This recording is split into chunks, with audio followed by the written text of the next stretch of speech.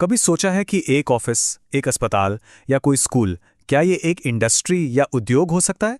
ये सवाल सुनने में जितना सीधा लगता है ना, इसका जवाब उतना ही पेचीदा था। और इसी एक सवाल ने भारत में लाखों कर्मचारियों के अधिकारों को हमेशा के लिए बदल कर रख दिया। चलिए आज इसी ऐतिहासिक कहानी को समझते हैं। तो सवाल ये था कि आखिर ये उद्योग होता क्या है। ये एक ऐसा सवाल था जो एक बहुत बड़ी कानूनी लड़ाई की वजह बना। एक ऐसी लड़ाई जिसने भारत में काम करने वालों के अधिकारों को एक नई परिभाषा दी।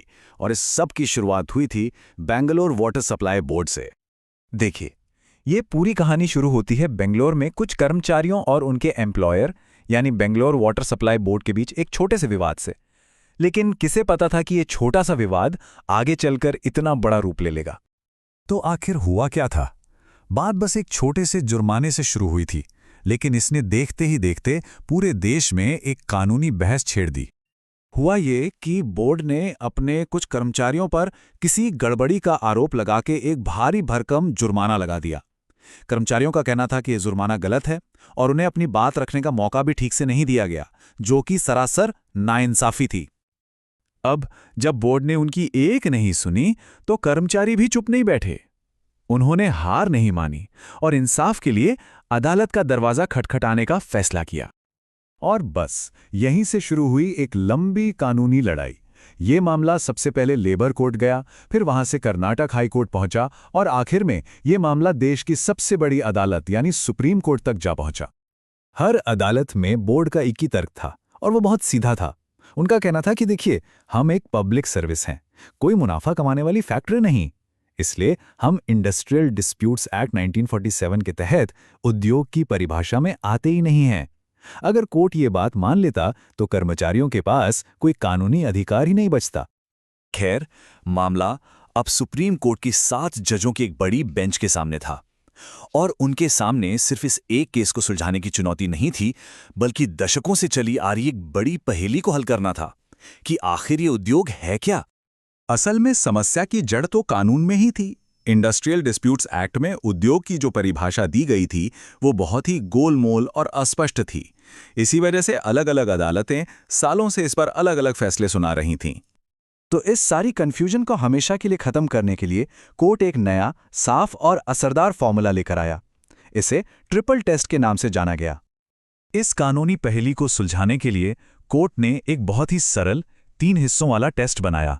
इससे ये पता लगाया जा सकता था कि कोई भी संस्था उद्योग की श्रेणी में आती है या नहीं। ये टेस्ट 3 सवाल पूछता है। पहला, क्या वहां कोई सिस्टमैटिक तरीके से काम हो रहा है? दूसरा, क्या इस काम में मालिक और कर्मचारी दोनों मिलकर काम कर रहे हैं? और तीसरा, क्या इस काम का मकसद इंसानों की ज़रूरतों या इच्छाओं को पूरा करना है? अगर इन तीनों सवालों का जवाब हाँ है तो समझ लीजिए वो एक उद्योग है। और हाँ, कोर्ट ने एक और बहुत ज़रूरी बात साफ कर दी। इससे कोई फर्क नहीं पड़ता कि वो संस्था मुनाफा कमा रही है या फिर वो एक चैरिटी है। अगर वो इस ट्रिपल टेस्ट को पास करती है तो वो एक उद्योग है और उसे लेबर कानूनों का पालन करना ही होगा। इस एक फैसले का असर वाकई बहुत बड़ा था। जैसा कि हम देख सकते हैं, अस्पताल, यूनिवर्सिटी, क्लब और रिसर्च इंस्टीट्यूट तक सब अब उद्योग की परिभाषा में आ गए। इसका सीधा मतलब यह था कि इन जगहों पर काम करने वाले लाखों कर्मचारियों को अब कानूनी सुरक्षा मिल गई थी। ये फैसला सिर्फ एक केस का अंत नहीं था, बल्कि ये एक नए दौर की शुरुआत थी। इसकी गूंज पूरे देश में सुनाई दी और इसने भारत के लेबर लॉ की दिशा ही हमेशा के लिए बदल दी। वो साल था 1978 जब सुप्रीम कोर्ट ने अपना वो ऐतिहासिक फैसला सुनाया। फैसला एकदम साफ था, कर्मचारियों के हक में। कोर्ट ने कहा कि बेंगलोर वाटर सप्लाई बोर्ड वाकई एक उद्योग है और उसके कर्मचारियों को लेबर लॉ के तहत पूरी सुरक्षा पाने का हक है। इस पूरे फैसले का निचोड़ एक ही सिद्धांत था। जब भी कोई शक हो तो उद्योग शब्द का मतलब छोटे दायरे में नहीं बल्कि बड़े दायरे में समझा जाना चाहिए, ताकि ज्यादा से ज्यादा कर्मचारियों को कानून का संरक्षण मिल सके। सुप्रीम कोर्ट का यह फैसला इतना असरदार था कि संसद को भी एक्शन लेना पड़ा। 4 साल बाद 1982 में संसद ने इस नई और बड़ी परिभाषा को कानून का हिस्सा बनाने के लिए इंडस्ट्रियल डिस्प्यूट्स एक्ट में बाकायदा बदलाव किया। ये ऐतिहासिक फैसला आज भी हमारे लेबर लॉ की बुनियाद है और ये हमें एक बहुत ही जरूरी सवाल पर सोचने को मजबूर करता है आज के इस बदलते दौर में जब काम करने के तरीके बदल रहे हैं, तब एक श्रमिक की परिभाषा आखिर क्या होनी चाहिए?